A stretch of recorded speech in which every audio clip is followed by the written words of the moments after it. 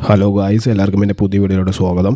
ഇന്നിവിടെ ചർച്ച ചെയ്യുന്ന വിഷയം എന്ന് വെച്ച് കഴിഞ്ഞാൽ എങ്ങനെ സോഷ്യൽ സ്കിൽസ് കൂട്ടാമെന്നുള്ളതിനെ കുറിച്ചാണ്. ഞാൻ വീഡിയോയുടെ തുടക്കം തന്നെ പറയാണ്, സോഷ്യൽ സ്കിൽസ് നമുക്ക് ഒരു ദിവസം കൊണ്ട് ഒരാഴ്ച കൊണ്ടൊന്നും കൂട്ടാൻ പറ്റില്ല, മാസങ്ങളോളം എടുക്കും. ഇപ്പോൾ നമുക്ക് ഈ സോഷ്യൽ സ്കിൽസ് ഗ്രാജുവലി ഡെവലപ്പ് ചെയ്തെടുക്കാനേ പറ്റുള്ളൂ. അപ്പോൾ സോഷ്യൽ സ്കിൽസ് വളരെ ഇമ്പോർട്ടൻ്റ് ആണ്. ഇപ്പോൾ ഒരാൾക്ക് എത്ര ലുക്ക് ഉണ്ടെന്ന് പറഞ്ഞിട്ടും കാര്യമില്ല, അയാൾക്ക് നന്നായിട്ട് സംസാരിക്കാൻ അറിയില്ല, അയാൾക്ക് ഒരാളായിട്ട് ഇടപഴകാൻ അറിയില്ല എന്നുണ്ടെങ്കിൽ അവിടെ വെച്ചെല്ലാം പോയി. ഈവൻ ആവറേജ് ഇല്ലെങ്കിൽ ബിലോ ആവറേജ് ലുക്കുള്ള ഒരു പുരുഷന് പോലും നല്ല കമ്മ്യൂണിക്കേഷൻ സ്കില്ല് ഇല്ലെങ്കിൽ സോഷ്യൽ സ്കിൽസ് ഉണ്ടെങ്കിൽ അവന് ഒരുപാട് ഫ്രണ്ട്സും ഉണ്ടാവും, അതോടൊപ്പം തന്നെ അവൻ്റെ റിലേഷൻഷിപ്പ് ഉണ്ടായെന്ന് വന്നേക്കാം. അതേ സമയത്ത് എബോ ആവറേജ് ഇല്ലെങ്കിൽ അനക്കാൾ ലുക്ക് കൂടുതലുള്ള പുരുഷന് കമ്മ്യൂണിക്കേഷൻ സ്കില്ല് അല്ലെങ്കിൽ ഫ്രണ്ട്സും ഉണ്ടാവില്ല, റിലേഷൻഷിപ്പ് ഉണ്ടാവില്ല. അപ്പോൾ ഇതിൽ നിന്ന് എന്താ മനസ്സിലായത്? കമ്മ്യൂണിക്കേഷൻ സ്കില്ലും പിന്നെ സോഷ്യൽ സ്കില്ലും വളരെ ഇമ്പോർട്ടൻ്റ് ആണ്. അപ്പോൾ ഞാൻ ഈ വീഡിയോയിൽ നിങ്ങളുടെ അടുത്ത് ജെന്യുവൻ ആയിട്ടുള്ള മെത്തേഡാണ് പങ്കുവയ്ക്കാൻ പോകുന്നത്. അപ്പോൾ ഈ മെത്തേഡും ടെക്നിക്സൊക്കെ നിങ്ങൾ യൂസ് ചെയ്ത് കഴിഞ്ഞാൽ നിങ്ങളുടെ സോഷ്യൽ സ്കിൽസ് ഗ്രാജുവലി കൂട്ടിയെടുക്കാവുന്നതാണ്. അപ്പോൾ ആദ്യം ഈ സോഷ്യൽ സ്കിൽസും കമ്മ്യൂണിക്കേഷൻ സ്കിൽസും തമ്മിലുള്ള ഡിഫറൻറ്റ് ഞാൻ പറഞ്ഞുതരാം. സോഷ്യൽ സ്കിൽസ് എന്ന് പറയുമ്പോൾ നമുക്ക് മറ്റുള്ളവരായിട്ട് ഇടപഴകാനുള്ള ഒരു കഴിവ്, അതായത് മറ്റുള്ളവരുടെ മനസ്സിലൊരു ഇടം നേടാനായിട്ട് സോഷ്യൽ സ്കിൽസാണ് നമ്മൾ കൂടുതൽ ഹെൽപ്പ് ചെയ്യുന്നത്. അപ്പോൾ ഈ സോഷ്യൽ സ്കിൽസിലുള്ളതാണ് നയപരമായിട്ട് സംസാരിക്കുന്നത്, മറ്റുള്ളവരെ ഇമോഷണലി സപ്പോർട്ട് ചെയ്യുന്നത്, ഒരു ടീം നിലനിർത്തിക്കൊണ്ട് പോകുന്നത്, ഒരു റിലേഷൻഷിപ്പ് നിലനിർത്തിക്കൊണ്ട് പോകുന്നത്, ഇല്ലെങ്കിൽ ഒരാളെ ഇൻഫ്ലുവൻസ് ചെയ്യാൻ പറ്റുന്ന ഒരു കഴിവ്, ഇതൊക്കെ സോഷ്യൽ സ്കിൽസിൻ്റെ അണ്ടറിൽ വരുന്നതാണ്. ഇപ്പോൾ ഒരു ഉദാഹരണം പറഞ്ഞു കഴിഞ്ഞാൽ, ഒരാൾ വിഷമിച്ചിരിക്കുക, ഡിപ്രസ്ഡ് അടിച്ചിരിക്കുക, നിങ്ങൾ അയാളുടെ അടുത്ത് ചെന്നിട്ട് അയാളെ സമാധാനിപ്പിക്കുന്നു, അതൊരു സോഷ്യൽ സ്കിൽസാണ്. പക്ഷേ കമ്മ്യൂണിക്കേഷൻ സ്കിൽസ് നമ്മൾ റോ ആയിട്ട് എടുക്കുമ്പോൾ കമ്മ്യൂണിക്കേഷൻ സ്കിൽസ് എന്ന് വെച്ച് കഴിഞ്ഞാൽ നല്ല രീതിയിൽ നമുക്ക് സംസാരിക്കാനുള്ള കഴിവ്, അതായത് നമ്മൾ ഉദ്ദേശിക്കുന്ന കാര്യം വ്യക്തമായിട്ട് മറ്റുള്ളവർക്ക് മനസ്സിലാവുന്ന രീതിയിൽ പറയുന്നതാണ് കമ്മ്യൂണിക്കേഷൻ സ്കിൽസ് എന്ന് പറയുന്നത്. ഒരു ഉദാഹരണം പറഞ്ഞാൽ, ഒരു ടഫായിട്ടുള്ള ഒരു ലെസൺ ഒരു ടീച്ചർ വന്ന് നിങ്ങളുടെ അടുത്ത് സിമ്പിളാക്കി പറഞ്ഞു തരുവാണെങ്കിൽ ആ ടീച്ചറിന് കമ്മ്യൂണിക്കേഷൻ സ്കിൽസ് ഉണ്ടെന്ന് പറയാം. പിന്നെ ഐ കോൺടാക്റ്റ് നല്ല രീതിയിൽ മെയിൻറ്റെയിൻ ചെയ്തുകൊണ്ട് തന്നെ ബോഡി ഗസ്റ്റേഴ്സൊക്കെ യൂസ് ചെയ്ത് നല്ല രീതിയിൽ സംസാരിക്കാൻ പറ്റുന്ന ഒരാൾ, അപ്പോൾ അയാൾക്ക് കമ്മ്യൂണിക്കേഷൻ സ്കിൽസ് ഉണ്ടെന്ന് പറയാം. വേറെ ഒരു സിമ്പിളായിട്ടൊരു ഉദാഹരണം കൂടി ഞാൻ പറഞ്ഞുതരാം. ഇപ്പം നിങ്ങളുടെ ക്ലാസ്സിൽ ഒരു പ്രസൻറ്റേഷൻ നടക്കാമെന്ന് വയ്ക്കുക. അപ്പോൾ പ്രസൻറ്റേഷനിൽ ഏറ്റവും നന്നായിട്ട് മനസ്സിലാവുന്ന രീതിയിൽ ഒരാൾ പ്രസൻറ്റ് ചെയ്തു എന്ന് വയ്ക്കുക. അപ്പോൾ അയാൾക്കാണ് ഏറ്റവും കൂടുതൽ കമ്മ്യൂണിക്കേഷൻ സ്കിൽസ്. അപ്പോൾ കമ്മ്യൂണിക്കേഷൻ സ്കിൽസും സോഷ്യൽ സ്കിൽസ് റിലേറ്റഡ് ആണ്, പക്ഷേ രണ്ടും സെയിം അല്ല. ഇപ്പോൾ വേറെ രീതിയിൽ പറഞ്ഞു കഴിഞ്ഞാൽ, എല്ലാ കാക്കകളും പക്ഷിയാണ്, പക്ഷേ എല്ലാ പക്ഷിയും കാക്കയല്ല എന്ന് പറയില്ല, അതുപോലെ സോഷ്യൽ സ്കിൽസിൻ്റെ ഒരു സബ്സെറ്റാണ് കമ്മ്യൂണിക്കേഷൻ സ്കില്ല്. അപ്പോൾ ഞാൻ ഇത്ര എക്സ്പ്ലെയിൻ ചെയ്ത് വേറെ ഒന്നും കൊണ്ടല്ല. അപ്പോൾ നിങ്ങൾ ആദ്യം ഫോക്കസ് ചെയ്യേണ്ടത് കമ്മ്യൂണിക്കേഷൻ സ്കിൽസിലാണ്. അപ്പോൾ കമ്മ്യൂണിക്കേഷൻ സ്കിൽസ് ഗ്രാജുവലായിട്ട് എങ്ങനെ കൂട്ടാമെന്നുള്ളത് ഞാൻ പറഞ്ഞുതരാം. അപ്പോൾ കമ്മ്യൂണിക്കേഷൻ സ്കിൽസ് ഡെവലപ്പ് ചെയ്യാനായിട്ട് നമ്മൾ ആദ്യം സഹായിക്കുന്നത് വായനയാണ്. വായന എപ്പോഴും ഫസ്റ്റ് വരുള്ളൂ. കാരണം നമ്മൾ ഡെയിലി പത്രം വായിക്കുകയോ അല്ലെങ്കിൽ മാഗസിൻ വായിക്കുകയോ ചെയ്ത് കഴിഞ്ഞാൽ നമ്മുടെ കമ്മ്യൂണിക്കേഷൻ സ്കിൽസ് ഡെവലപ്പ് ആവും. കാരണം നമുക്ക് ഓരോ തവണ പത്രം വായിക്കുമ്പോഴും നമുക്ക് പുതിയ പുതിയ വാക്കുകൾ കിട്ടും. അതായത് കടുങ്കട്ടി വാക്കുകൾ വേണമെന്നൊന്നുമില്ല, നമ്മൾ സിമ്പിളായിട്ട് ഡെയിലി യൂസ് ചെയ്യുന്ന വാക്കുകളുണ്ട്. ഇപ്പോൾ ഉദാഹരണം പറഞ്ഞാൽ പ്രതിസന്ധി എന്നുള്ള വാക്ക്, അതൊക്കെ നമുക്ക് പത്രത്തിൽ നിന്ന് കിട്ടും. അപ്പോൾ അതൊക്കെ അണ്ടർലൈൻ ചെയ്ത് ഇതിൻ്റെ വാക്കുകൾ നിങ്ങൾക്ക് അറിയില്ല എന്നുണ്ടെങ്കിൽ നിങ്ങൾക്ക് ChatGPT-യോടോ അല്ലെങ്കിൽ ഗൂഗിളിനോടോ ചോദിക്കാവുന്നതാണ്. അപ്പോൾ അതിൻ്റെ അർത്ഥം ChatGPT-ന്നോ അല്ലെങ്കിൽ ഗൂഗിളിൽ നിന്ന് കിട്ടിക്കഴിഞ്ഞാൽ നിങ്ങൾ എന്താ ചെയ്യണമെന്ന് വെച്ച് കഴിഞ്ഞാൽ, അത് നേരെ ഒരു ചെറിയ ബുക്കിൽ എഴുതിയെടുക്കാവുന്നതാണ്. എഴുതിയെടുത്തതിന് ശേഷം ഡെയിലി സംഭാഷണത്തിൽ നിങ്ങൾ ആ വാക്കുകൾ യൂസ് ചെയ്യുക. കാരണം മിക്ക ആളുകൾ സംസാരിക്കാതെ ഇരിക്കാനുള്ള റീസൺ എന്താണെന്ന് വെച്ച് കഴിഞ്ഞാൽ, അവർക്ക് വാക്കുകൾ അറിയില്ല, കൂടുതൽ വാക്കുകൾ അറിയില്ല, കുറച്ച് വാക്കുകൾ അറിയില്ല. അതുകൊണ്ട് എങ്ങനെ സംസാരിക്കണം എന്നുള്ളൊരു അറിവില്ലായ്മ. അപ്പോൾ അവർ വിചാരിക്കുന്നത് എന്താണെന്ന് വെച്ച് കഴിഞ്ഞാൽ, അയ്യോ എനിക്ക് കുറച്ച് വാക്കുകളാണല്ലോ അറിയുന്നത്, അപ്പോൾ ഞാനെന്തെങ്കിലും സംസാരിച്ച് തെറ്റ് പറ്റിക്കഴിഞ്ഞാൽ അവരെന്നെ നോക്കി ചിരിക്കുമോ, ഇങ്ങനെ വിചാരിച്ചുകൊണ്ട് അവർ പുറകോട്ട് വലിയും. അതുകൊണ്ട് തന്നെ ചീപ്പായിട്ട് നമുക്ക് കൂടുതൽ വാക്കുകളെ കുറിച്ച് പഠിക്കാൻ പറ്റുന്ന ഒരേ ഒരു മാർഗ്ഗമാണ് പത്രം. അതുകൊണ്ട് തന്നെ പത്രം ഡെയിലി വായിക്കുക. പത്രം ഡെയിലി വായിക്കുന്നതോടൊപ്പം തന്നെ നിങ്ങളൊരു പേന കൈ കരുതുക. എന്നിട്ട് നിങ്ങൾക്ക് മനസ്സിലാവാത്ത എന്തെങ്കിലും വാക്കുകൾ നിങ്ങൾ കണ്ടെത്തി കഴിഞ്ഞാൽ അത് അണ്ടർലൈൻ ചെയ്യുക. അണ്ടർലൈൻ ചെയ്ത വാക്കുകൾ നിങ്ങൾ നേരെ ഗൂഗിളിലോ ChatGPT-യിലോ പോയിട്ട് സിംപ്ലിഫൈ എന്ന് പറഞ്ഞു കൊടുത്തു കഴിഞ്ഞാൽ സിംപ്ലിഫൈ ആയ മീനിങ് കിട്ടും. എന്നിട്ട് അതൊരു ബുക്കിൽ എഴുതി വയ്ക്കുക. എഴുതി വയ്ക്കുക എന്ന് ഞാൻ പറഞ്ഞതിൻ്റെ റീസൺ എന്താണെന്ന് വെച്ച് കഴിഞ്ഞാൽ, നിങ്ങൾ എഴുതുമ്പോൾ അതിനെക്കുറിച്ച് ഓർക്കുള്ളൂ. അപ്പോൾ കാണാതെ എഴുതാൻ ശ്രമിക്കുക. എന്നിട്ട് ആ വാക്ക് ഡെയിലി സംഭാഷണത്തിൽ നിങ്ങൾ യൂസ് ചെയ്യുക. പിന്നെ നെക്സ്റ്റ് സ്റ്റെപ്പ് എന്താണെന്ന് വെച്ച് കഴിഞ്ഞാൽ സിനിമ കാണാം. അപ്പോൾ എന്തുകൊണ്ടാണ് സിനിമ കാണണം എന്ന് പറഞ്ഞതിൻ്റെ റീസൺ എന്ന് വെച്ച് കഴിഞ്ഞാൽ, സിനിമ കാണുമ്പോൾ നമുക്ക് മനസ്സിലാവും ആളുകൾ ഡെയിലി സംഭാഷണത്തിൽ ഏതൊക്കെ വാക്കുകളാണ് യൂസ് ചെയ്യണമെന്ന്. എന്നിട്ട് നിങ്ങൾക്ക് പുതിയതായിട്ട് തോന്നുന്ന വാക്കുകൾ നിങ്ങൾ വീണ്ടും ChatGPT-യോ ഗൂഗിളോ യൂസ് ചെയ്ത് സിംപ്ലിഫൈ എന്ന് കൊടുത്തു കഴിഞ്ഞാൽ നിങ്ങൾക്ക് സിംപ്ലിഫൈ ആയ മീനിങ് കിട്ടും. എന്നിട്ടത് നിങ്ങൾ ഡെയിലി സംഭാഷണത്തിൽ യൂസ് ചെയ്യുക. പിന്നെ അതേപോലെ തന്നെ ന്യൂസ് ചാനൽ ഇപ്പോൾ ഏഷ്യാനെറ്റ് ന്യൂസോ മാതൃഭൂമി ന്യൂസോ ഒക്കെ കാണുമ്പോൾ നമുക്ക് പുതിയ പുതിയ വാക്കുകൾ കിട്ടും. അപ്പോൾ ന്യൂസ് ചാനൽ കാണാൻ പറഞ്ഞതിൻ്റെ റീസൺ, നമുക്ക് സിനിമ കാണുമ്പോൾ നമുക്ക് ലോക്കൽ വാക്കുകൾ മാത്രമേ കിട്ടുള്ളൂ. അപ്പോൾ ലോക്കൽ വാക്ക് നമുക്ക് എല്ലായിടത്തും യൂസ് ചെയ്യാൻ പറ്റില്ല. ഒരു ഉദാഹരണം പറഞ്ഞാൽ, നമുക്ക് പ്രിൻസിപ്പളുടെ അടുത്ത് സംസാരിക്കണമെങ്കിലോ അല്ലെങ്കിൽ ഒരു ഫാദറുടെ അടുത്ത് സംസാരിക്കണമെങ്കിലോ, ഇല്ലെങ്കിൽ അതും പോട്ടെ, നമുക്ക് ഇപ്പോൾ മാജിസ്ട്രേറ്റിൻ്റെ അടുത്ത് സംസാരിക്കണമെങ്കിലോ ഈ ഒരു ലോക്കൽ വാക്കുകൾ നമ്മൾ യൂസ് ചെയ്ത് കഴിഞ്ഞാൽ നമുക്കൊരു വിലയുണ്ടാവില്ല. പിന്നെ ചില സമയത്ത് നമ്മൾ അവരെ ഡിസ്റെസ്പെക്റ്റ് ചെയ്ത പോലെ അവർക്ക് തോന്നിയേക്കാം. അതുകൊണ്ട് തന്നെ ഈ ന്യൂസ് ചാനലൊക്കെ വെക്കുമ്പോൾ അവർ അച്ചടി ഭാഷ എങ്ങനെയാണ് അവർ സംസാരിക്കുന്നത്, മറ്റുള്ളവരുടെ അടുത്ത് ഇപ്പോൾ ചർച്ചയ്ക്ക് കുറേ പേര് വന്ന് നിൽക്കുന്നുണ്ടെങ്കിൽ അവരുടെ അടുത്ത് എങ്ങനെ അച്ചടി ഭാഷയിൽ അവർ സംസാരിക്കുന്നത് എന്നുള്ളത് നമുക്ക് മനസ്സിലാവും. അപ്പോൾ 2 സ്റ്റെപ്പ് ഓൾറെഡി പറഞ്ഞു കഴിഞ്ഞ്. പിന്നെ 3ാമത്തെ സ്റ്റെപ്പ് എന്താണെന്ന് വെച്ച് കഴിഞ്ഞാൽ മിറർ പ്രാക്ടീസിങ്. അതായത് നമുക്ക് പുതിയ വാക്കുകൾ കിട്ടി, എത്ര തന്നെ പുതിയ വാക്കുകൾ കിട്ടിയാലും ചിലവർക്ക് മറ്റുള്ളവരുടെ അടുത്ത് സംസാരിക്കുമ്പോൾ വീണ്ടും തെറ്റിപ്പോകുമോ എന്നുള്ളൊരു ഭയം ഉണ്ടാവും. അതുകൊണ്ട് തന്നെ കണ്ണാടി നോക്കി സ്വയം തന്നെ സംസാരിക്കുക. തന്നെ നമുക്ക് കിട്ടിയ വാക്കുകൾ യൂസ് ചെയ്തുകൊണ്ട് സംസാരിക്കുക. അപ്പോൾ യൂസ് ചെയ്തുകൊണ്ട് സംസാരിക്കുമ്പോൾ എവിടെയൊക്കെ തെറ്റിപ്പോകാൻ സാധ്യതയുണ്ട്, അത് വീണ്ടും റെക്ടിഫൈ ചെയ്യുക. അപ്പോൾ കണ്ണാടി നോക്കി സംസാരിക്കുമ്പോൾ ഗുണം എന്ന് വെച്ചാൽ നമുക്ക് നമ്മുടെ ഫേഷ്യൽ എക്സ്പ്രഷനും കൂടി നമുക്ക് കാണാൻ പറ്റും. ചിലവരുണ്ട് ഭയങ്കര ദേഷ്യത്തോടു കൂടി സംസാരിക്കുന്ന പോലെ തോന്നും. ചിലവരെ കണ്ടാൽ ഞാൻ ഭയന്ന് കോൺഫിഡൻസ് ഇല്ലാതെ സംസാരിക്കുന്ന പോലെ തോന്നും. അപ്പോൾ അത് മിറർ നോക്കി നമ്മുടെ ഫേഷ്യൽ എക്സ്പ്രഷൻ നോക്കിയാൽ നമുക്കത് മനസ്സിലാവും. അപ്പോൾ ഇതൊക്കെ റെക്ടിഫൈ ചെയ്യേണ്ടത് എങ്ങനെയാണെന്ന് ചോദിച്ചാൽ നിങ്ങളൊരു ന്യൂട്രൽ ഫേസ് കീപ്പ് ചെയ്യുക. എന്നിട്ട് ചെറുതായിട്ടൊന്ന് സ്മൈൽ ചെയ്യുക. ചെറുതായിട്ട് ഓവറായിട്ട് പല്ല് കാണിച്ച് സ്മൈൽ ചെയ്യാതെ ചെറുതായിട്ടൊന്ന് സ്മൈൽ ചെയ്യുക. എന്നിട്ട് ഐബ്രോസിനൊന്നും കൂടുതൽ സ്ട്രെസ് കൊടുക്കാതെ ന്യൂട്രലായിട്ടുള്ളൊരു ഫേസ് വെച്ച് ചെറുതായിട്ട് ചിരിച്ചുകൊണ്ട് സംസാരിക്കാൻ പഠിക്കുക. പിന്നെ എപ്പോഴും കണ്ണാടി നോക്കി സംസാരിക്കണമെന്നില്ല, നിങ്ങൾ തന്നെ സ്വയം സംസാരിക്കുക നിങ്ങളുടെ അടുത്ത് തന്നെ. ഇത് ഓവറാക്കണ്ട. ഓവറായിട്ട് നിങ്ങൾ നിങ്ങളുടെ അടുത്ത് തന്നെ സംസാരിക്കുമ്പോൾ നിങ്ങൾക്ക് വട്ടാന്ന് ആളുകൾ വിചാരിക്കും. അപ്പോൾ കിടന്നുറങ്ങുന്നതിന് മുമ്പ് ഒരു 5 മിനിറ്റ് നിങ്ങളിത് സംസാരിക്കുക, സ്വയം സംസാരിക്കുക. അപ്പോൾ എന്തൊക്കെ സംസാരിക്കേണ്ടതെന്ന് ചോദിച്ചു കഴിഞ്ഞാൽ നിങ്ങളുടെ റുട്ടീൻ, ഇപ്പോൾ മോർണിംഗ് രാവിലെ ഞാൻ എന്ത് ചെയ്തു, ഉച്ചയ്ക്ക് ഞാൻ എന്ത് ചെയ്തു. ഈ ഒരു എക്സാമ്പിൾ പറഞ്ഞാൽ ഞാൻ ഇന്ന് ഫാമിലിയായിട്ട് സിനിമയ്ക്ക് പോയി, അല്ലെങ്കിൽ ഫ്രണ്ട്സായിട്ട് സിനിമയ്ക്ക് പോയി, കണ്ട പടം അടിപൊളിയായിരുന്നു, എന്നിട്ട് വരുന്ന വഴിക്ക് ഒരു റെസ്റ്റോറൻറ്റിൽ കയറി അവിടെ നിന്ന് 2 ചിക്കൻ ബിരിയാണി കഴിച്ചു. അങ്ങനെ സ്വയം സംസാരിക്കുക. അപ്പോൾ ആ ഫ്ലോയിൽ, സംസാരിക്കുന്ന ഫ്ലോയിൽ എവിടെയെങ്കിലൊക്കെ വെച്ച് ഒരു മിസ്റ്റേക്ക് വരാം. എന്നിട്ട് ആ മിസ്റ്റേക്ക് കണ്ടെത്തി അത് ഒരു ബുക്കിൽ എഴുതിയെടുക്കുക. പിന്നെ അടുത്ത 4ാമത്തെ സ്റ്റെപ്പ് പ്രസൻറ്റേഷൻ. ചിലവർക്ക് നല്ല സ്റ്റേജ് ഫിയർ ഉണ്ടാവും. പക്ഷെ ഒരു കാര്യം പറയട്ടെ, സ്റ്റേജ് ഫിയർ ഉള്ളിടത്തോളം കാലം നിങ്ങൾക്ക് നല്ല രീതിയിൽ സംസാരിക്കാൻ കഴിയില്ല. അതുകൊണ്ട് തന്നെ സ്റ്റേജ് ഫിയർ പോകണമെന്നുണ്ടെങ്കിൽ നിങ്ങൾ നല്ല രീതിയിൽ ഒരു 10-15 പേരുടെ മുന്നിൽ നിങ്ങൾ പ്രസൻറ്റ് ചെയ്യണം. അപ്പോൾ വിദ്യാർത്ഥികൾക്ക് ഇത് എളുപ്പമായിരിക്കും. അപ്പോൾ ക്ലാസ്സിലൊരു പ്രസൻറ്റേഷൻ നടക്കുവാണെങ്കിൽ ടീച്ചറെ അടുത്ത് പറയാം, ടീച്ചറെ ഞാൻ ആദ്യം പ്രസൻറ്റേഷൻ എടുത്തോളാം എന്ന് പറഞ്ഞ് നിങ്ങൾ തന്നെ ആദ്യം ഈ പ്രസൻറ്റ് ചെയ്യുക. പ്രസൻറ്റ് ചെയ്യുമ്പോൾ ഒരുപാട് തെറ്റുകൾ വന്നു വരും. ചിലപ്പോൾ ആ തെറ്റുകൾ കാരണം കുറേ ആളുകൾ ചിരിച്ചു എന്ന് വരാം. അതൊന്നും നിങ്ങൾ മൈൻഡ് ചെയ്യരുത്. നിങ്ങൾ നേരെ കാണുന്ന ഭിത്തിയിലോട്ട് നോക്കുക, ഇല്ലെങ്കിൽ വല്ല ഡെസ്കിലോട്ട് നോക്കുക. അങ്ങനെ ആളുകളുടെ ഫേസിലോട്ടേ നിങ്ങൾ നോക്കാൻ പാടില്ല. ഇരിക്കുന്നവരൊക്കെ പൊട്ടന്മാരോ അല്ലെങ്കിൽ നിങ്ങളുടെ അത്രയും ബുദ്ധിയില്ലാന്ന് വിചാരിക്കുക, അത്രേ ഉള്ളൂ. ഇല്ലെങ്കിൽ വേറെ രീതി വിചാരിക്കുക, നിങ്ങൾ എത്ര തന്നെ തെറ്റിച്ചാലും നിങ്ങൾ ആരും കൊല്ലാൻ പോകുന്നില്ല. So take it easy. അപ്പോൾ ഞാൻ നേരത്തെ പറഞ്ഞ മെത്തഡ്, മിറർ പ്രാക്ടീസിങ്, വായന, പിന്നെ സ്വയം സംസാരിക്കൽ, ഇതൊക്കെ ചെയ്തതിന് ശേഷം മാത്രം നിങ്ങൾ പ്രസൻറ്റേഷനിലോട്ട് കടക്കാൻ പാടുള്ളൂ. അപ്പോൾ അതിൻ്റെ അഡ്വാൻറ്റേജ് എന്താണെന്ന് ചോദിച്ചു കഴിഞ്ഞാൽ ഇത്രയും തന്നെ നിങ്ങൾ നേരത്തെ പ്രാക്ടീസ് ചെയ്തുകൊണ്ട് തന്നെ നിങ്ങൾക്ക് പ്രസൻറ്റേഷൻ എളുപ്പമായിരിക്കും. പിന്നെ 5ാമത്തെ ലാസ്റ്റത്തെ സ്റ്റെപ്പ് എന്താണെന്ന് വെച്ച് കഴിഞ്ഞാൽ നമ്മൾ ഈ പഠിച്ച സാധനങ്ങളൊക്കെ ഇംപ്ലിമെൻറ്റ് ചെയ്യണ്ടേ. അതുകൊണ്ട് തന്നെ ആരുടെങ്കിലും എടുത്ത് സംസാരിക്കണം. ഇനി അത് ഓപ്പോസിറ്റ് സെക്സ് ആവണമെന്ന് യാതൊരു നിർബന്ധമില്ല. സെയിം ജെൻഡർ ആയാലും കുഴപ്പമില്ല, അവരുടെ അടുത്ത് സംസാരിക്കുക. അപ്പോൾ ഞാൻ നേരത്തെ പറഞ്ഞ കാര്യങ്ങൾ 4 സ്റ്റെപ്പ് നിങ്ങൾ അടിപൊളിയായിട്ട് ചെയ്ത ഒരു വ്യക്തിയാണെങ്കിൽ നിങ്ങൾക്ക് ഇതും എളുപ്പമായിരിക്കും. കാരണം നേരത്തെയുള്ള സ്റ്റെപ്പ് അടിപൊളിയായിട്ട് ചെയ്യാൻ പറ്റുമെങ്കിൽ നിങ്ങൾക്ക് വ്യക്തമായിട്ട് സംസാരിക്കാൻ പറ്റും. പിന്നെ വേറൊരു കാര്യം, ഈ കമ്മ്യൂണിക്കേഷൻ സ്കിൽസ് മാത്രം ഉണ്ടായതുകൊണ്ട് ആളുകൾ നിങ്ങൾ പറയണത് ശ്രദ്ധിക്കണമെന്നില്ല. അപ്പോൾ ശ്രദ്ധിക്കണം എന്നുണ്ടെങ്കിൽ നിങ്ങൾക്ക് സോഷ്യൽ സ്കിൽസാണ് വേണ്ടത്. അപ്പോൾ ഞാൻ എന്തുകൊണ്ടാണ് കമ്മ്യൂണിക്കേഷൻ സ്കിൽസ് ഡെവലപ്പ് ചെയ്യുന്നതിനെ കുറിച്ച് പറഞ്ഞതെന്ന് ചോദിച്ചു കഴിഞ്ഞാൽ, കമ്മ്യൂണിക്കേഷൻ സ്കിൽസ് ഉണ്ടായാൽ മാത്രമാണ് നമുക്ക് സോഷ്യൽ സ്കിൽസ് ഡെവലപ്പ് ചെയ്യാൻ പറ്റുള്ളൂ. വേറെ ഒന്നുമല്ല, നമ്മൾ 1 തൊട്ട് 10 വരെ എണ്ണാൻ പഠിച്ചാലല്ലേ നമ്മൾ 1 തൊട്ട് 100 വരെ നമുക്ക് എണ്ണാൻ പഠിക്കാൻ പറ്റുള്ളൂ. കമ്മ്യൂണിക്കേഷൻ സ്കിൽസ് ലോ ആണെങ്കിൽ നമുക്ക് സോഷ്യൽ സ്കിൽസ് എത്ര നോക്കിയാലും നമുക്ക് കൂട്ടാൻ പറ്റില്ല. അപ്പോൾ നമുക്കിനി സോഷ്യൽ സ്കിൽസ് എങ്ങനെ കൂട്ടാമെന്നുള്ളതിനെ കുറിച്ച് സംസാരിക്കാം. അപ്പോൾ ഫസ്റ്റത്തെ സ്റ്റെപ്പ് എന്ന് വെച്ച് കഴിഞ്ഞാൽ ഫേഷ്യൽ എക്സ്പ്രഷൻ. ആളുകൾ നിങ്ങളുടെ അടുത്ത് സംസാരിക്കുമ്പോൾ ആദ്യം നോക്കുന്ന മുഖമാണ്. ഇപ്പോൾ നിങ്ങൾ ഷർട്ട് ഇടാതെ മസിലും കാണിച്ച് നിന്നാൽ പോലും ആദ്യം നിങ്ങളുടെ മുഖമാണ് നോക്കുന്നത് സംസാരിക്കുമ്പോൾ. അതുകൊണ്ട് തന്നെ ഫേഷ്യൽ എക്സ്പ്രഷൻ എപ്പോഴും നല്ലതായിരിക്കണം. ഇപ്പോൾ ഒരു ഉദാഹരണം പറഞ്ഞ് നിങ്ങൾ ദേഷ്യത്തോടുകൂടി സംസാരിക്കുന്ന പോലെ തോന്നിയാലോ, കോൺഫിഡൻസ് ഇല്ലാത്ത രീതിയിൽ സംസാരിക്കുന്ന പോലെ തോന്നിയാലോ ആളുകൾക്ക് നിങ്ങളുടെ അടുത്ത് സംസാരിക്കാൻ തോന്നില്ല. ആ സംഭാഷണം തന്നെ നിലനിർത്തിക്കൊണ്ട് പോകാൻ തന്നെ പറ്റില്ല.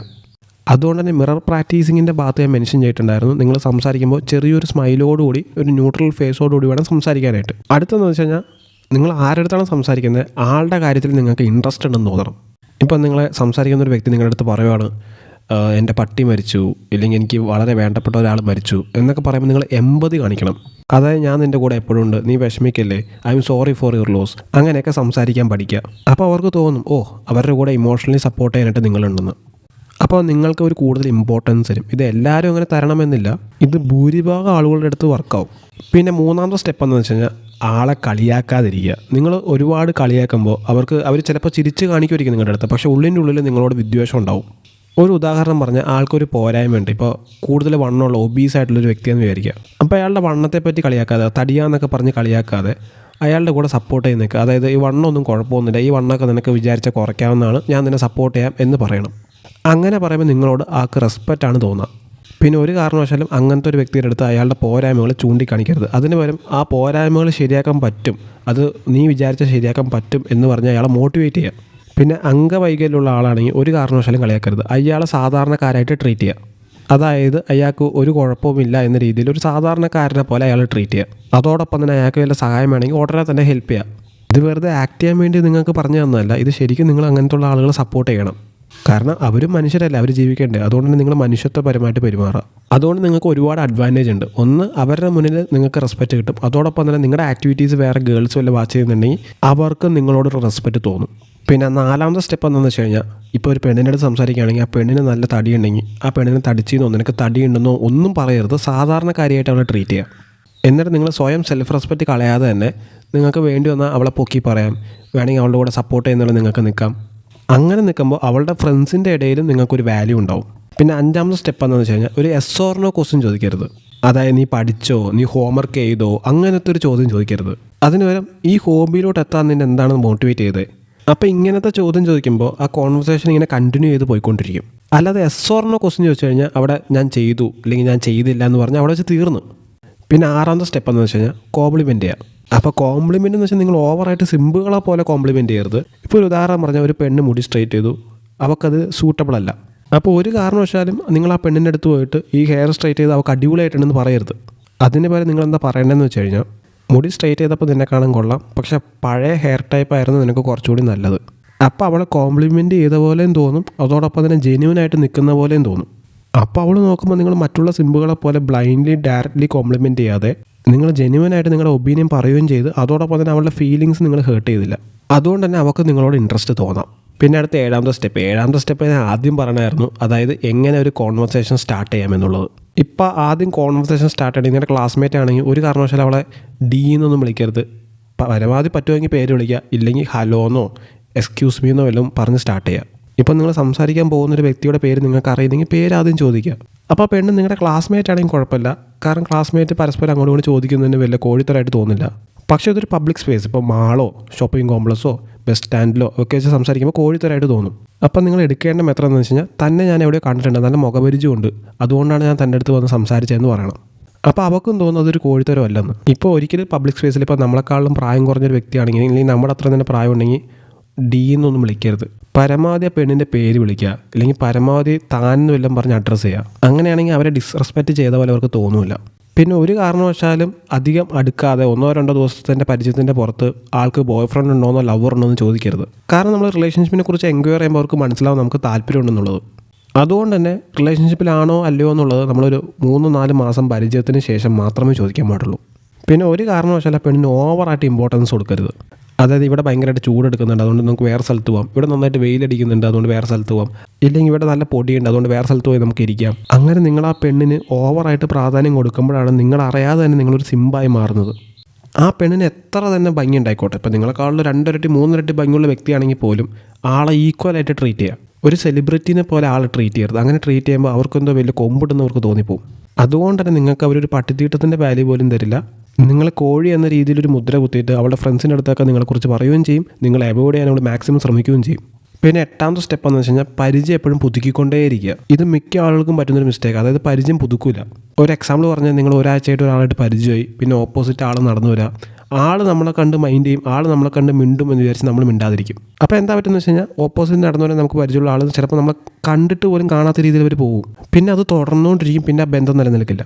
അപ്പോൾ നിങ്ങൾ എന്താ ചെയ്യണമെന്ന് വെച്ച് കഴിഞ്ഞാൽ, ആൾ നമ്മളെ കണ്ട് മൈൻഡ് ചെയ്തില്ലെങ്കിൽ പോലും തിരിച്ചങ്ങോട്ട് ചെന്ന് മിണ്ടുക. ഇല്ലെങ്കിൽ ജസ്റ്റ് ആൾ വരുമ്പോൾ തന്നെ ചിരിച്ചുകൊണ്ട് കൈവക്കി കാണിക്കുക. ഇല്ലെങ്കിൽ വേറൊന്നും വേണ്ട, കൈവക്കി കാണിക്കണമെന്ന് നിർബന്ധമില്ല, ജസ്റ്റ് ഒന്ന് മുഖത്തൊക്കെ ഒന്ന് ചിരിച്ച് കാണിക്കുക. പിന്നെ ആൾ നമ്മൾ ചിരിച്ചിട്ടും കൈവക്കി കാണിച്ചിട്ടും നമ്മുടെ മുഖത്ത് നോക്കാതെ നേരെ തിരിഞ്ഞ് നടന്നു പോവുകയാണെങ്കിൽ ഒരു കാരണവശാലും പുറകെ പോയി സംസാരിക്കാൻ നിൽക്കരുത്. കാരണം അവർക്ക് എന്ത് പ്രശ്നങ്ങൾ വേണമെങ്കിൽ ഉണ്ടാവാം. ചിലപ്പോൾ വീട്ടിൽ എന്തെങ്കിലും വഴക്ക് പറഞ്ഞിട്ടുണ്ടാവാം, ചിലപ്പോൾ അവർക്ക് വേണ്ടപ്പെട്ട ഒരാളായിട്ട് വഴക്കുണ്ടായി കാണാം. അതുകൊണ്ട് തന്നെ അവർ മുഖം തിരിച്ചടക്കുകയാണെങ്കിൽ പുറകെ പോയി ചോദിക്കരുത് എന്തുകൊണ്ടാണ്. ആൾക്ക് കുറച്ച് സമയം കൊടുക്കുക, 1 ദിവസം 2 ദിവസം കൊടുക്കുക. അത് കഴിഞ്ഞിട്ട് ആളെ എവിടെയെങ്കിലും കാണുകയാണെങ്കിൽ അവിടെ പോയിട്ട് വളരെ കാമായിട്ട് എന്താണ് പ്രശ്നം, എന്തെങ്കിലും കുഴപ്പമുണ്ടോ എന്ന് ചോദിക്കുക. പിന്നെ അഥവാ ആൾക്ക് എന്തെങ്കിലും പ്രശ്നമുണ്ട്, ഇന്നെന്താ കുഴപ്പങ്ങളുണ്ടെന്ന് പറഞ്ഞാൽ അത് കേൾക്കാനുള്ള മനസ്സ് കാണിക്കുക. ഒരു കാരണവശാലും ആളുടെ പ്രശ്നം ഭയങ്കര സില്ലിയായിട്ട് പോലും നിങ്ങൾക്ക് തോന്നുവാണെങ്കിൽ അതൊരു സില്ലി പ്രശ്നമാണ്, നിൻ്റെ സ്ഥാനത്ത് ഞാനാണെങ്കിൽ അത് നന്നായിട്ട് ഡീൽ ചെയ്തതെന്നൊന്നും പറയരുത്. അതിന് വരെ നിങ്ങൾ ആളുടെ വാക്കിന് വാല്യൂ കൊടുക്കുക, ആളുടെ പ്രശ്നം വലിയ പ്രശ്നമായിട്ട് തന്നെ കാണുക. എന്നിട്ട് നിങ്ങൾക്ക് അതിന് സൊല്യൂഷൻ കണ്ടെത്താൻ പറ്റുന്നുണ്ടെങ്കിൽ അപ്പം തന്നെ സൊല്യൂഷൻ പറഞ്ഞു കൊടുക്കുക. എന്നിട്ട് പറയാം, നീ എത്ര തന്നെ പ്രശ്നം ഫേസ് ചെയ്യുകയാണെങ്കിൽ ഞാൻ നിൻ്റെ കൂടെ ഉണ്ട്, ഞാൻ നിന്നെ എപ്പോഴും സപ്പോർട്ട് ചെയ്യും, നിനക്ക് എന്തുണ്ടെങ്കിലും എന്നോട് ചോദിക്കാം, എന്ത് ഹെൽപ്പ് വേണമെങ്കിൽ ഞാൻ നിനക്ക് ചെയ്തു തരാമെന്ന് പറയണം. പിന്നെ 9ാമത്തെ സ്റ്റെപ്പ് എന്ന് വെച്ച് കഴിഞ്ഞാൽ, നിങ്ങൾ വെറും ഒരാഴ്ചയുടെ പരിചയത്തിൻ്റെ പുറത്ത് ഇൻസ്റ്റാഗ്രാമിൽ അവളെ ഫോളോ ചെയ്യാനൊന്നും നിൽക്കരുത്. കാരണം അത് കോഴിത്തരമെന്ന രീതിയിലാവും. അതുകൊണ്ട് തന്നെ നല്ല രീതിയിൽ പരിചയമായതിനു ശേഷം മാത്രം നിങ്ങൾ ആൾക്ക് ഒരു ഫോളോ റിക്വസ്റ്റ് കൊടുക്കുക. പിന്നെ ആ പെണ്ണ് ഫോളോ റിക്വസ്റ്റ് അക്സെപ്റ്റ് ചെയ്യുവാണെങ്കിൽ പോലും നേരെ ചെന്ന് മെസ്സേജ് അയക്കരുത്. അവളുടെ പോസ്റ്റൊക്കെ ചെക്ക് ചെയ്യുക, അവളുടെ ഫോട്ടോ ഒക്കെ ചെക്ക് ചെയ്യുക. ചില പെണ്ണുകൾ ഫോട്ടോ ഇടില്ല, സ്റ്റോറി ഇട്ട് ഹൈലൈറ്റ് ഇടും. അപ്പോൾ എന്തെങ്കിലും അവളുടെ ഫോട്ടോ എന്തെങ്കിലുമൊക്കെ അവൾ ഷെയർ ചെയ്തിട്ടുണ്ടെങ്കിൽ അത് നിങ്ങൾ ഇൻസ്റ്റാഗ്രാം വഴി പറയരുത്. നേരിട്ട് കാണുമ്പോൾ അത് നന്നായിട്ടുണ്ടായിരുന്നു, എനിക്കത് ഇഷ്ടപ്പെട്ടു എന്ന് പറയാം. അത് ജെന്യുവൻ ആയിരിക്കണം, നിങ്ങൾക്ക് ഇഷ്ടപ്പെട്ടാൽ മാത്രം പറയാം. പിന്നെ വേറൊരു കാര്യം ശ്രദ്ധിക്കണം എന്ന് വെച്ച് കഴിഞ്ഞാൽ അവളൊരു റിവീലിംഗ് ഡ്രസ്സ്, അതായത് ക്ലീവേജ് ഒക്കെ കാണിക്കുന്ന രീതിയിലുള്ള ഡ്രസ്സ് ഇട്ടിട്ടുണ്ടെങ്കിൽ ആ ഫോട്ടോ ഒരു കാരണവശാലും കോംപ്ലിമെൻറ്റ് ചെയ്യരുത്. അത് എന്തുകൊണ്ടാണ് ഞാനതിനെ പറഞ്ഞതെന്ന് വെച്ച് കഴിഞ്ഞാൽ, നിങ്ങൾ അവൾ ക്ലീവേജ് കാണിച്ചുള്ള ഫോട്ടോയ്ക്ക് അടിപൊളിയായിട്ട് ഫോട്ടോ നല്ല ഡ്രസ്സ് എന്നൊക്കെ പറഞ്ഞു കഴിഞ്ഞാൽ അവൾ വിചാരിക്കും അവളെക്കാട്ടിലും വലിയ താല്പര്യം അവളുടെ ശരീരത്തിനോടാണ്. പിന്നെ ഒരു കാരണവശാലും കമൻറ്റ് സ്പാം ചെയ്യരുത്. അതായത് എല്ലാ പോസ്റ്റും ചെന്നിട്ട് ബ്യൂട്ടിഫുൾ നൈസ് എന്ന് പറഞ്ഞ് കമൻറ്റ് ഇടാൻ നിൽക്കരുത്. ഒരു ഫോട്ടോയ്ക്കെല്ലാം ഒരു നിസാര ഇമോജി കൊടുക്കുക, ഒരു ഹാർട്ടിന് ഇമോജി കൊടുത്തിട്ട് ബാക്കി എല്ലാത്തിനും ലൈക്ക് ചെയ്യുക. ഒന്നിനും എല്ലാവരുടെ കമൻറ്റ് ചെയ്യാൻ നിൽക്കരുത്. ഇല്ലെങ്കിൽ വളരെ ചുരുക്കം ഫോട്ടോയ്ക്ക് മാത്രം ലൈക്ക് കൊടുക്കുക. കാരണം നമ്മൾ എല്ലാ ഫോട്ടോയ്ക്കും ലൈക്ക് കൊടുത്ത് എല്ലാ ഫോട്ടോയ്ക്കും കമൻറ്റ് ചെയ്യാൻ നിന്ന് കഴിഞ്ഞാൽ അവൾ നമ്മളൊരു കോഴിയായിട്ടേ കാണുള്ളൂ. ഞാൻ നേരത്തെ എൻ്റെ പഴയ വീഡിയോയിൽ സിംബുവിനെ കുറിച്ചുള്ള വീഡിയോയിൽ ഞാൻ പറഞ്ഞിട്ടുണ്ട്, സിംബുകളുടെ മെയിൻ ആക്ടിവിറ്റിയാണ് എല്ലാ ഫോട്ടോയ്ക്കും ചെന്ന് കമൻറ്റ് ഇടുന്നത്. അതുകൊണ്ടത് പരമാവധി ഒഴിവാക്കുക. പിന്നെ 10ാമത്തെ കാര്യം, ചെറിയ രീതിയിൽ തമാശ പറഞ്ഞ് ശീലിക്കുക. അതായത് ഒരുപാട് തമാശ വടിവേലുവിനെ പോലെ പറയാനല്ല ഞാൻ ഉദ്ദേശിച്ചത്, ചെറിയ രീതിയിൽ തമാശ പറയാം. അതായത് ഒരു കാരണവശാലും തമാശ ചളിയായി പോകരുത്. ശ്രീനിവാസൻ ഒരു സിനിമയെ പറയില്ലേ, ബാർബർ ഷോപ്പിൽ കയറിയിട്ട് എന്തിടെന്ന് ചോദിച്ചു, അപ്പോൾ അവിടെ കട്ടിങ് ഷേവിങ് ഉണ്ടെന്ന് പറഞ്ഞപ്പോൾ 2 പ്ലേറ്റ് പോരട്ടെ. അങ്ങനത്തെ തമാശയൊന്നും പോയി പറഞ്ഞേക്കരുത്. പരമാവധി ലൈഫായിട്ട് റിലേറ്റഡ് ആയിട്ടുള്ള തമാശ പറയാൻ ശ്രമിക്കുക. പിന്നെ 11ാമത്തെ സ്റ്റെപ്പ് എന്ന് വെച്ച് കഴിഞ്ഞാൽ ഓവറായിട്ട് ഇടപഴകാൻ നിൽക്കരുത്. അതായത് ആ പെണ്ണിൻ്റെ മേത്ത് തോളത്തിൽ കൂടെ കൈ ഇടാതെ നിൽക്കുക, അല്ലെങ്കിൽ അവളെ ടച്ച് ചെയ്ത് സംസാരിക്കുക, അങ്ങനെയൊന്നും ചെയ്യരുത്. ഒരു ഡിസ്റ്റൻസ് കീപ്പ് ചെയ്ത് വേണം സംസാരിക്കാനായിട്ട്. കാരണം നിങ്ങൾക്ക് കുറച്ച് ലുക്ക് കുറവാണെങ്കിൽ നിങ്ങൾ അങ്ങനെ ടച്ച് ചെയ്ത് സംസാരിക്കാൻ നിന്ന് കഴിഞ്ഞാൽ നിങ്ങളുടെ മേത്ത് സെക്ഷൽ ഹറാസ്മെൻറ്റ് കേസ് വരും. ഞാനൊരു ബ്രൂട്ടലായിട്ടുള്ളൊരു സത്യം പറയാം. അതെന്താണെന്ന് വെച്ച് കഴിഞ്ഞാൽ, ഇപ്പോൾ ഒരു പെണ്ണിൻ്റെ അടുത്ത് അവൾക്ക് ഇഷ്ടപ്പെടാത്ത ഒരാണ് വന്ന് അവളുടെ മേത്തോട്ട് സംസാരിക്കാമെന്ന് വിചാരിക്കുക. അങ്ങനെ വരുമ്പോൾ അത് കണ്ടിന്യൂ ചെയ്യാതിരിക്കാൻ വേണ്ടി, ശല്യം ഒഴിവാൻ വേണ്ടിയിട്ട് അവൾ എന്ത് ചെയ്യുന്നു വെച്ച് കഴിഞ്ഞാൽ സെക്ഷൽ ഹറാസ്മെൻറ്റ് കംപ്ലയിൻറ്റ് കൊടുക്കും. ഇപ്പോൾ കോളേജിലാണെങ്കിൽ പ്രിൻസിപ്പളുടെ അടുത്ത് നിന്നിട്ട് മോശമായിട്ട് പെരുമാറുന്നു, അല്ലെങ്കിൽ ടീച്ചറുടെ അടുത്ത് നിന്നിട്ട് മോശമായിട്ട് പെരുമാറുന്ന ഒരു കംപ്ലയിൻറ്റ് കൊടുത്ത് തീർന്നു.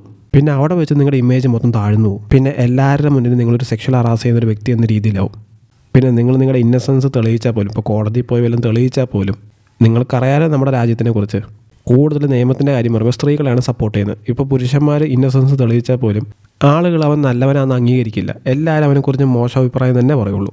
അപ്പോൾ അതുകൊണ്ട് അവൻ എന്താ പറ്റണേ, അവൻ എത്ര തന്നെ കമ്മ്യൂണിക്കേഷൻ സ്കിൽസോ എത്ര തന്നെ സോഷ്യൽ സ്കിൽസോ ഉണ്ടായിട്ടും കാര്യമില്ല, അവൻ്റെ അടുത്ത് ആരും സംസാരിക്കാൻ നിൽക്കില്ല. കാരണം ഫസ്റ്റ് ഇമേജ് പോയി, ഫസ്റ്റ് ഇംപ്രഷൻ പോയി. പണ്ട് ഇതേപോലെ ഉണ്ടായിരുന്നു. എങ്ങനെയാണെന്ന് വെച്ച് കഴിഞ്ഞാൽ, ജാതിയുടെ പേരിൽ 500 വർഷം നമ്മൾ പുറകെ പോയി കഴിഞ്ഞാൽ ബ്രാഹ്മണന്മാർ പറയണത് മാത്രമല്ല സത്യം, ബ്രാഹ്മണന്മാർ പറയണതിൽ ഒരുപാട് കാര്യങ്ങളുണ്ടെന്നൊക്കെ ആളുകൾ പറഞ്ഞുകൊണ്ടിരുന്നു. അതുകൊണ്ട് തന്നെ ഏറ്റവും താഴ്ന്ന ജാതി പുലയനായി കഴിഞ്ഞ് കഴിഞ്ഞാൽ അവൻ എത്ര തന്നെ ബുദ്ധിയോ എത്ര തന്നെ ശക്തിയോ ഉണ്ടായിട്ട് കാര്യമില്ല, അവൻ പറയുന്നത് ആളുകൾ വിശ്വസിക്കില്ല, അവന് രാജാവാകാൻ പറ്റില്ല, ഒന്നും തന്നെ ആവാൻ പറ്റില്ല. കാരണം അവൻ്റെ ഫസ്റ്റ് ഇമ്പ്രഷനാണ് അവൻ്റെ ജാതി.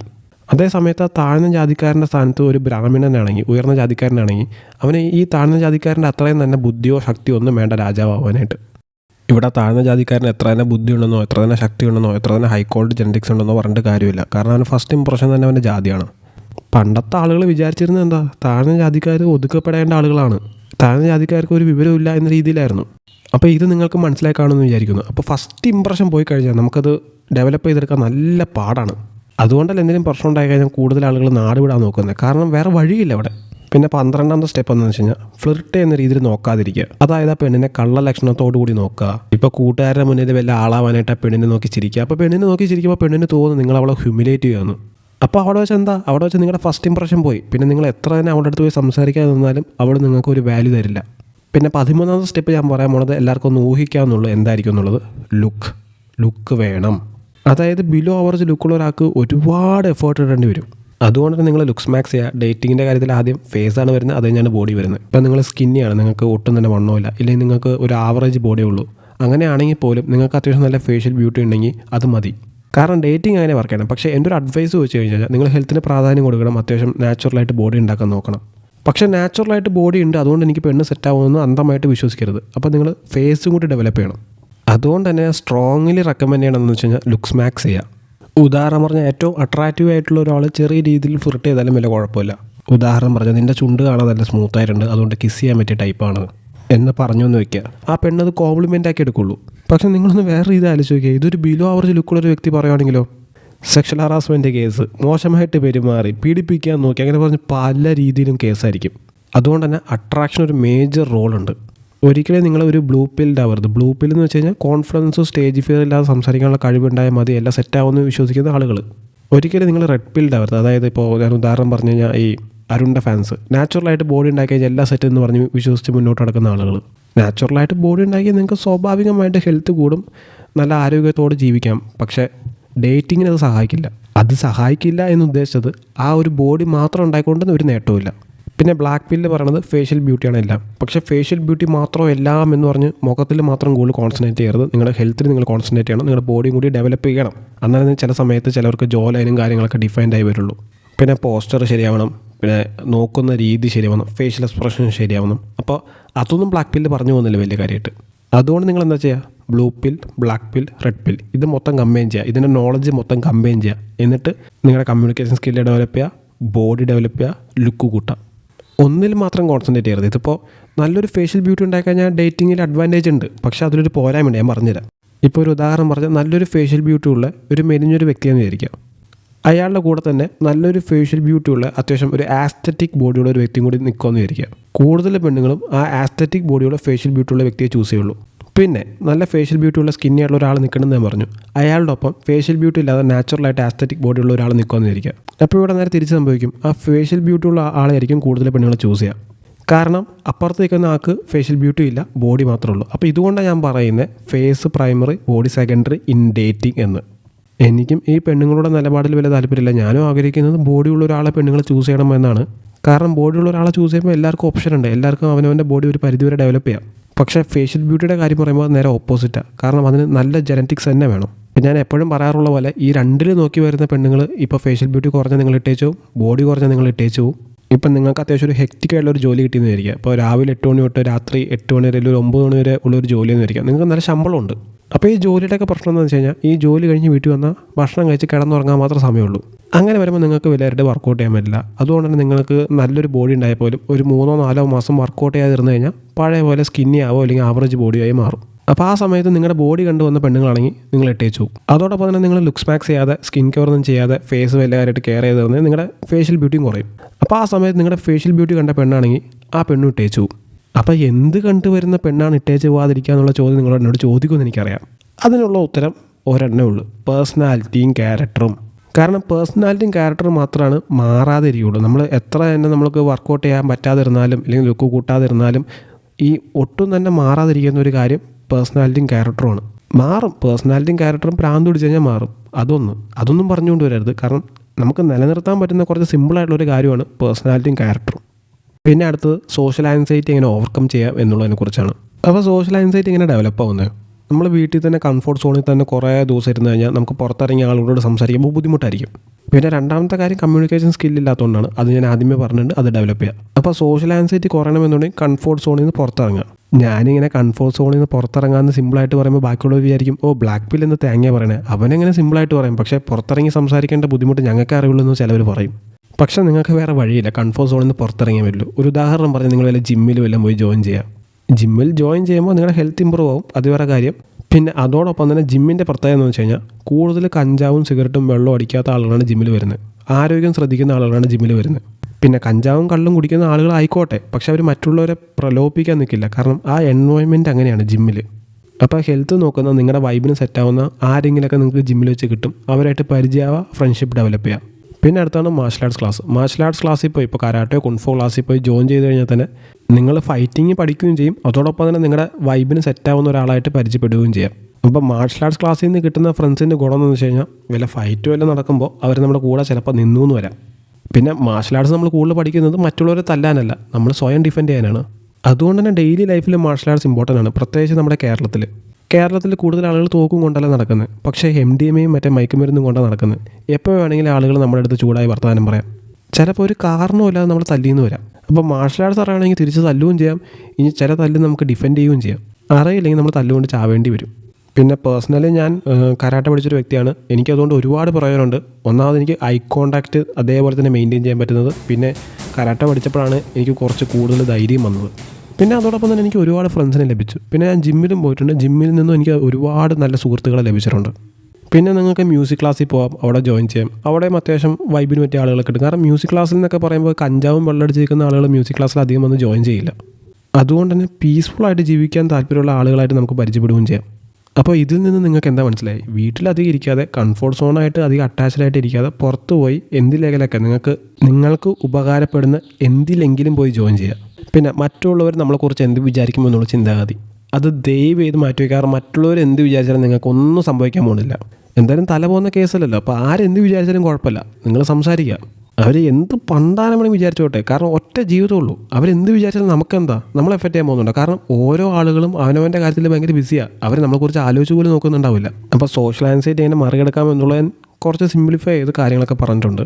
അതോടൊപ്പം തന്നെ ബോണസായിട്ട് ഞാൻ വേറൊരു കാര്യം പറഞ്ഞുതരാം. നമ്മളിപ്പോൾ ഒരാളെ ബ്രെയിൻ വാഷ് ചെയ്യാമെന്ന് വിചാരിക്കുക, ഒരാളെ ഇൻഫ്ലുവൻസ് ചെയ്യണം, ഒരാളെ നമുക്ക് ബ്രെയിൻ വാഷ് ചെയ്യണം എന്നുണ്ടെങ്കിൽ നമ്മൾ ഏറ്റവും നല്ല നമുക്ക് പറ്റിയ സമയം എന്താണെന്ന് വെച്ച് കഴിഞ്ഞാൽ വൈകുന്നേരമാണ്. വൈകുന്നേരം ആളുകൾ ടയേർഡായിട്ട് ചെയ്യുന്ന സമയമാണ്. ആ സമയത്ത് നമുക്ക് കൂടുതൽ ഒരാളെ ഇൻഫ്ലുവൻസ് ചെയ്യാൻ പറ്റും. അപ്പോൾ നിങ്ങൾ ചോദിക്കും ഇതെങ്ങനെ എനിക്കറിയാമെന്ന്.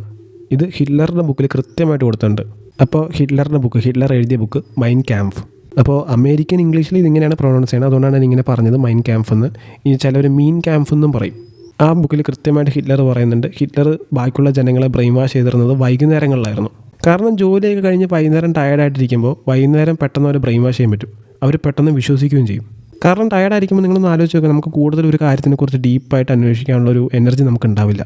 അതുകൊണ്ട് തന്നെ ഒരാൾ കോൺഫിഡൻസോടുകൂടി ഒരു പൊട്ടത്തരം പറയാമെങ്കിൽ പോലും ആളുകളത് അന്ധമായിട്ട് വിശ്വസിക്കും. എല്ലാവരും വിശ്വസിക്കണമെന്നില്ല. നമ്മളിപ്പോൾ ഈ ഒരു 2025 എടുക്കുമ്പോഴും കൂടുതൽ ആളുകൾ ലേബർ വർക്ക് ചെയ്യുന്നവരല്ല. ചിലപ്പോൾ ചിലവർ ഇരുന്ന് വർക്ക് ചെയ്യും, ചിലർക്ക് വലിയതായിട്ട് വർക്ക് ഉണ്ടാവില്ല. അപ്പോൾ എന്തൊക്കെയായാലും ഓഫീസ് വർക്കാണെങ്കിൽ പോലും വൈകുന്നേരം ആകുമ്പോൾ സ്വാഭാവികമായിട്ട് ആളുകൾ ടയേർഡാവും. സോ ഒരാളെ ഇൻഫ്ലുവൻസ് ചെയ്യാൻ പറ്റുന്ന സമയം, അല്ലെങ്കിൽ ഒരാളുടെ മനസ്സിൻ്റെ ഉള്ളിൽ ഒരു സ്ഥാനം നേടാൻ പറ്റുന്ന സമയം വൈകുന്നേരമാണ്. അപ്പം ബ്രെയിൻ വാഷിംഗ് ടെക്നിക്കൊന്നും ഇനി പറഞ്ഞു പോകുന്നില്ല, കാരണം പറഞ്ഞ വീഡിയോയുടെ ലെങ്ത്ത് കൂടും. ഇപ്പോൾ തന്നെ ഒരുപാട് കൂടിയിട്ടുണ്ട്.